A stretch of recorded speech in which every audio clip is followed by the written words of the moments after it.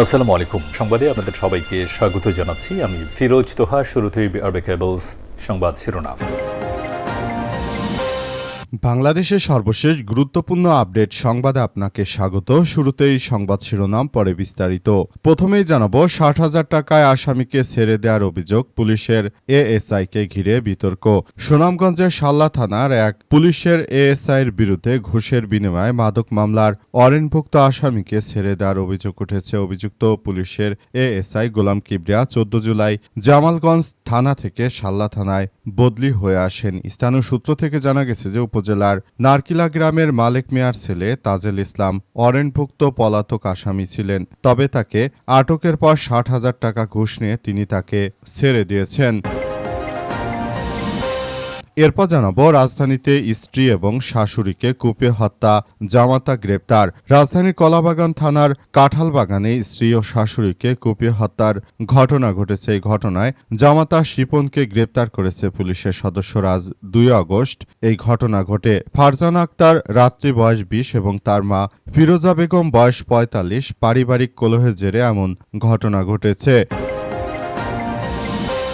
এদিকে ঢাকায় ফের ওয়াটার বাস চালুর উদ্যোগ যুক্ত হতে পারে বেসরকারি খাত। রাজধানী ঢাকার চারপাশের নদীপথে আবারও যাত্রীবাহী ওয়াটার বাস চালুর উদ্যোগ নিয়েছে সরকার। তবে এই উদ্যোগ বাস্তবায়নের আগে নদী দূষণ ও নাব্যতা, অবকাঠামোগত সীমাবদ্ধতা এবং যাত্রীদের আকর্ষণের মতো বড় কয়েকটি চ্যালেঞ্জ মোকাবেলার কথা জানিয়েছে সড়ক পরিবহন ও সেতুমন্ত্রী শেখ রবিউল আলম। তিনি বলেন, এমন সমস্যা সমাধানে সংশ্লিষ্ট দপ্তরগুলোকে দায়িত্ব দেওয়া হবে।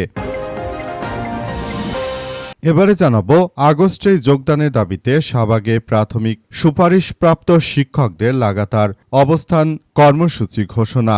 সরকারি প্রাথমিক বিদ্যালয়ের সহকারী শিক্ষক পদে চূড়ান্তভাবে সুপারিশপ্রাপ্ত শিক্ষকরা আগস্টের মধ্যেই যোগদান ও পদায়নের দাবিতে রাজধানীর শাহবাগে লাগাতার অবস্থান কর্মসূচি শুরু করেছে। সকাল থেকে জাতীয় জাদুঘরের সামনে দেশের বিভিন্ন জেলা থেকে আসা সুপারিশপ্রাপ্ত শিক্ষকরা ব্যানার ফেস্টুন নিয়ে জড়ো হয়ে দ্রুত যোগদান নিশ্চিত করার দাবিতে স্লোগান দেয়। এবং সর্বশেষ জানাবো, শ্রীলঙ্কার কারাগারে দাঙ্গা, সেনা এবং এলিট কমান্ডো মোতায়েন, নিহত এক। শ্রীলঙ্কার রাজধানীর কলম্বোর উপকণ্ঠে অবস্থিত অতিরিক্ত বন্দিতে ঠাসা মাহারা কারাগারে দাঙ্গা নিয়ন্ত্রণে শতাধিক সেনা সদস্য, বিশেষ টাস্কফোর্স বা এসটিএফ কমান্ডো মোতায়েন করা হয়েছে। এই ঘটনায় এক বন্দী নিহত এবং আরও অন্তত ১০ জন গুরুতরভাবে আহত হয়েছে বলে জানা গেছে। এই ঘটনা এখন পুরো শ্রীলঙ্কায় অপরাধীরা আগের থেকে অনেক বেশি সক্রিয় হয়ে উঠেছে। জানা গেছে যে বিভিন্ন জায়গা থেকে অপরাধীরা তারা আত্মগোপনে থাকা অবস্থায় দাঙ্গা বাঁধিয়ে জেলখানা থেকে তাদের আগের আসামিদেরকে ছাড়িয়ে নিয়ে তারপর তারা দেশের অভ্যন্তরে এক ভয়াবহ বিপর্যয়কর পরিস্থিতির সৃষ্টি করতে পারে। প্রিয় দর্শক, এতক্ষণ শুনছিলেন সংবাদ শিরোনাম, এবারে বিস্তারিত। তবে তার আগে বন্ধুরা, অনুরোধ থাকবে এই সংবাদটিতে একটি লাইক দিন। এই চ্যানেলে আপনি নতুন হয়ে থাকলে আমাদের সংবাদটি দেখতে দেখতে চ্যানেলটি সাবস্ক্রাইব করে রাখুন। কমেন্ট করে বন্ধুরা আপনার মূল্যবান মতামত জানিয়ে দিন আপনি বিশ্বের কোন দেশ থেকে বা বাংলাদেশের কোন স্থান থেকে আমাদের সংবাদটি দেখছেন এবং শুনছেন। আর বন্ধুরা, সংবাদটি আপনার সোশ্যাল মিডিয়া ফেসবুকে শেয়ার করে বন্ধুদেরও দেখার সুযোগ করে দিন। গাজা যুদ্ধে আপনি যদি নিরীহ ফিলিস্তিনিদের ভালোবেসে থাকেন বন্ধুরা, কমেন্টে ইয়েস লিখে পুরো বিশ্ববাসীকে আমাদের এই তাজা আপডেটটি দেখার সুযোগ করে দিন। এবারে বিস্তারিত। ৬০,০০০ টাকায় আসামিকে ছেড়ে দেওয়ার অভিযোগ, পুলিশের এএসআইকে ঘিরে বিতর্ক। সুনামগঞ্জের শাল্লা এলাকায় পুলিশের এক এএসআইয়ের বিরুদ্ধে ঘুষের অভিযোগে মাদক মামলার অরেনভুক্ত আসামিকে ছেড়ে দেওয়ার অভিযোগ উঠেছে। অভিযুক্ত পুলিশের এএসআই গোলাম কিবরিয়া গত ১৪ জুলাই জামালগঞ্জ থানা থেকে শাল্লা থানায় বদলি হয়ে আসেন। স্থানীয় সূত্র থেকে জানা গেছে যে উপজেলার নারকিলা গ্রামের মালেক মিয়ার ছেলে ও তাজেল ইসলাম অরেনভুক্ত পলাতক আসামি ছিলেন।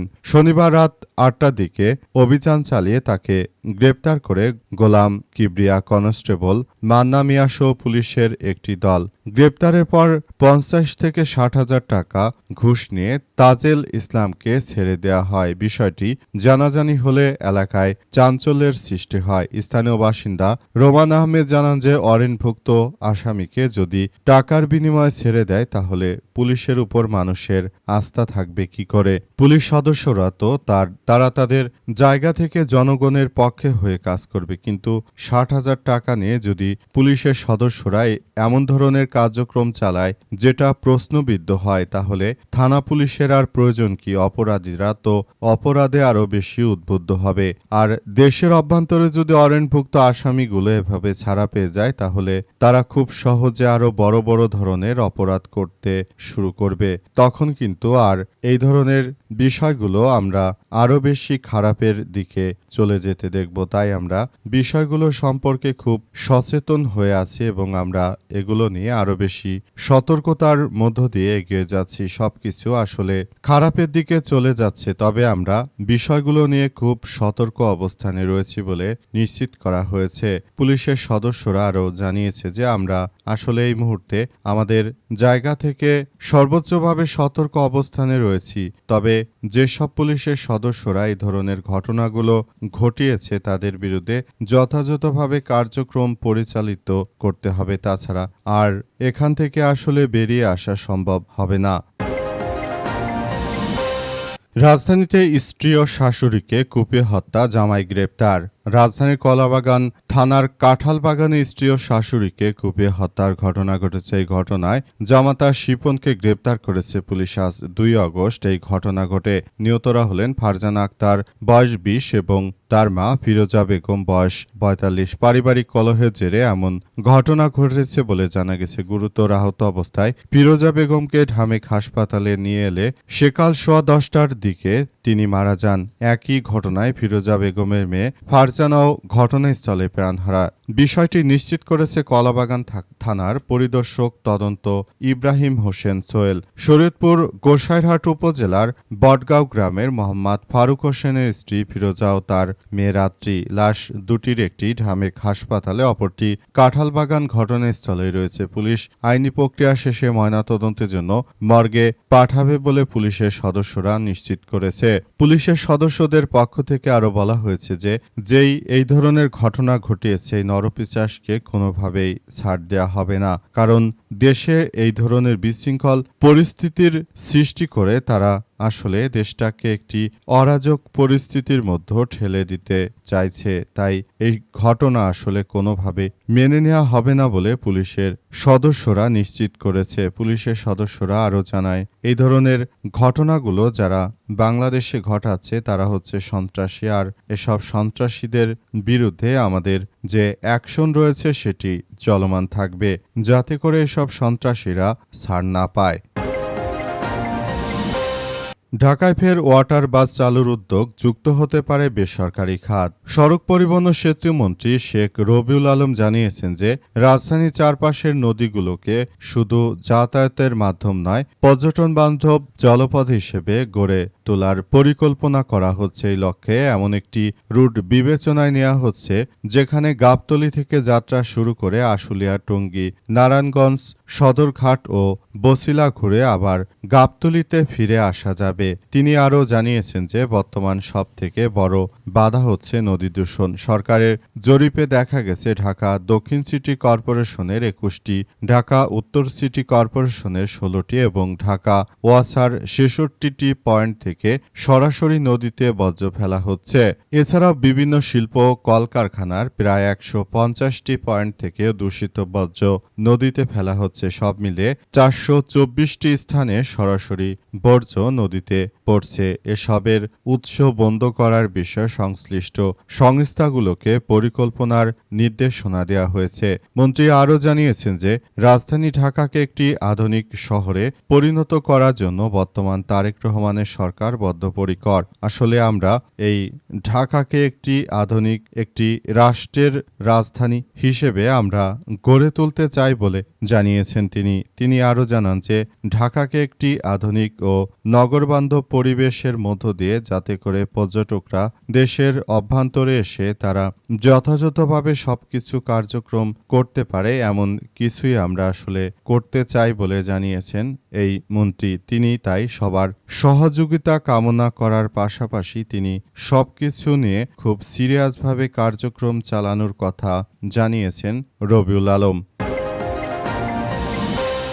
অগস্টেই যোগদানের দাবিতে শাহবাগে প্রাথমিক সুপারিশপ্রাপ্ত শিক্ষকদের লাগাতার কর্মসূচি। সরকারি প্রাথমিক বিদ্যালয় সহকারী শিক্ষকদের পদে চূড়ান্তভাবে সুপারিশপ্রাপ্ত শিক্ষকরা আগস্টের মধ্যেই যোগদানের দাবিতে এবার মাঠে নেমেছে। তারা রাজধানী ঢাকার শাহবাগে অবস্থান করছে এবং তারা জানিয়েছে যতক্ষণ পর্যন্ত তাদেরকে এ মাসের মধ্যেই নিয়োগ দেওয়া না হচ্ছে ততক্ষণ পর্যন্ত তারা রাজপথ ছাড়বে না। তাদের উদ্দেশ্য হচ্ছে তারা চায় এই মাসের মধ্যেই তারা যেন সরকারের কাছ থেকে সব রকম সুযোগ সুবিধা পায়। এজন্যই তারা রাজপথে নেমে এসেছে এবং তারা তাদের কার্যক্রম চালিয়ে যাচ্ছে।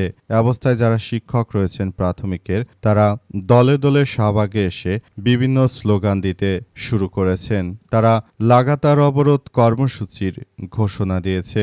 অবস্থায় আসলে নতুন করে কোনো ধরনের বিশৃঙ্খল পরিস্থিতির সৃষ্টি হওয়ার আশঙ্কায় সেখানে সতর্ক অবস্থানে রয়েছে পুলিশের সদস্যরা আরও জানিয়েছে যে আমি বিষয়গুলো নিয়ে খুব গুরুত্ব সহকারে সবকিছু কার্যক্রম চালিয়ে যাচ্ছি যাতে করে এই ধরনের বিষয়গুলো নিয়ে আরও বড় ধরনের কোনো ঘটনা না ঘটে।